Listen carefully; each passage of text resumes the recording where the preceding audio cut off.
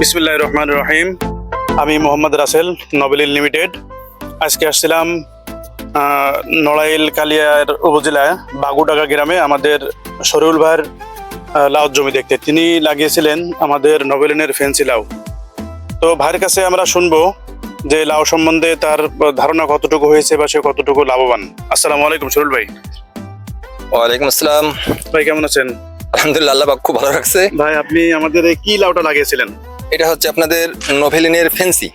এখন এই লাউ সম্বন্ধে আপনি যথাযথ মূল্যায়ন এবং সঠিক তথ্যটা একটু বলবেন। আসলে ভাই আপনাদের লাউ অনেক লাগিয়ে ফেলছি, প্রায় 400 চারা লাগাইছি লাউয়ের। আলহামদুলিল্লাহ লাউয়ের গুণগত মান ভালো। একটা হচ্ছে বাজারের নিলে সুস্বাদু লাউ, লাউয়ের চেহারাটাও সুন্দর। লাউয়ের সব থেকে ভালো দেখেছে মোজাইক ভাইরাস সহনশীল, কাছে বাজারে মানে কাছে কোনো মোজাইক ভাইরাস নেই। আর ফলন তো আসলে দেখাতে পারতেছি না, কাছে সিম গাছ আছে এই কারণে ফলনটা দেখাতে পারতেছি না। আসলে অসাধারণ ফলন, সব মিলাই অনেক ভালো। আমি প্রায় 5-7 থেকে 10 বছর লাউয়ের চাষ করতেছি, তো আপনাদের লাউটা অন্যান্য লাউয়ের থেকেও অনেক ভালো মনে হয়েছে আলহামদুলিল্লাহ।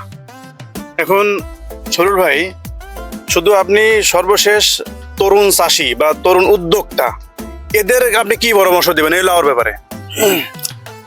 এ তো বলার প্রশ্নই রাখে না। আসলে লাউ চাষের খরচটা কম। যদি আমি যেভাবে সিস্টেম মাচা করছি, একটা স্থায়ী মাচা, বছরকে বছর মাচাটা চলবে। আমার এই মাচার বয়স প্রায় 10 বছর হয়ে গেছে, মানে আমি করতেছি 5 বছরের আগে, একজনের 4-5 বছর করে গেছে এই সিস্টেম মাচা করে। শুধু এতটা খরচ কম। যদি তরুণ উদ্যোক্তারা এই লাউয়ের চাষ করতে পারে, লাউয়ের বাজারটাও সাধারণত সবসময় ভালো থাকে। আর এই ফেন্সি লাউটা করলে এটার ফলন আসতে হয়তো 55 দিন লাগে। 50 থেকে 55 দিন ফলন এসে যদি সঠিক পরিচর্যা হয়, তাহলে একটা ভালো টাকা পাওয়া তো সম্ভবই। ধন্যবাদ আপনাকে। তো প্রিয় দর্শক, আমি সবসময় বলি, আমাদের আগেও বলছি যে আমাদের নবেলিনের ফেন্সি লাউ অত্যন্ত অসাধারণ একটি জাত।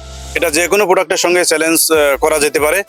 আর আমাদের যে শরীফুল ভাই, ইনি তো একজন বড় মাপের একজন কৃষক।